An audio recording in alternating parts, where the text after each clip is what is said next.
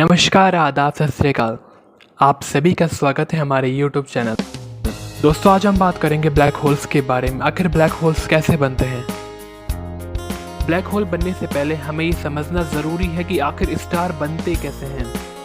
तारों का निर्माण मुख्य रूप से हाइड्रोजन और हीलियम गैस से होता है और ग्रेविटेशनल फोर्स के कारण ये एक दूसरे को आकर्षित करते हैं, जिस कारण ये बहुत बड़े बड़े बादलों का रूप धारण कर लेते हैं। और इन बादलों का तापमान यानी टेम्परेचर -173 डिग्री सेल्सियस होता है। और जैसे जैसे इन बादलों का साइज बढ़ता जाता है, जो गैसों के अणु है उनके बीच ग्रेविटेशनल फोर्स बढ़ता जाता है। और जब इन बादलों का आकार काफ़ी बड़ा हो जाता है तो ये खुद के ही ग्रेविटेशनल फोर्स के कारण सिकुड़ने लग जाते हैं। और जब ये सिकुड़ते हैं तो फिर एक गैस का गोला बन जाता है और इसको हम क्या कहते हैं, प्रोटोस्टार कहते हैं। और जो प्रोटोस्टार होते हैं वो प्रकाश को उत्सर्जित नहीं करते हैं।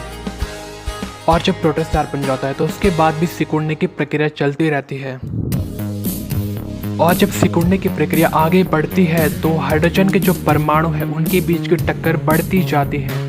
और जैसे जैसे टक्करों की संख्या बढ़ती जाती है तो प्रोटोस्टार का टेम्परेचर बढ़ता जाता है। जब टेम्परेचर 10⁻⁷ डिग्री सेल्सियस तक हो जाता है तो हाइड्रोजन हीलियम में चेंज होने लग जाता है। और हाइड्रोजन का हीलियम में चेंज होना न्यूक्लियर फ्यूजन कहलाता है। न्यूक्लियर फ्यूजन में बहुत सारी एनर्जी निकलती है और बहुत सारी लाइट निकलती है और प्रोटोस्टार पूरी तरह से एक तारा बन जाता है और जिसके पास अपनी लाइट और अपनी एनर्जी होती है। हम तारे की एज को उसके कलर से डिफाइन करते हैं। अगर तारे का कलर नीला या फिर सफ़ेद है तो उसके वो अभी युवावस्था में।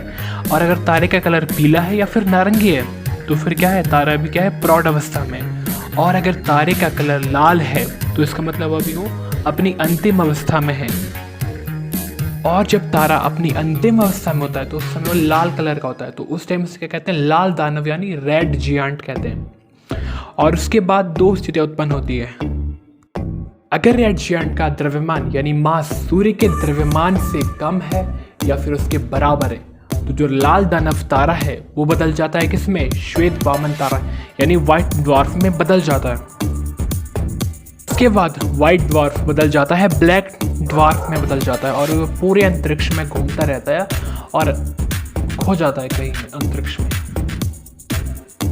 और दूसरी स्थिति ये बनती है, अगर जो तारा है यानी कि जो रेड जियांट है उसका द्रव्यमान अगर सूर्य के द्रव्यमान से 1.44 गुना अधिक है तो फिर क्या होता है।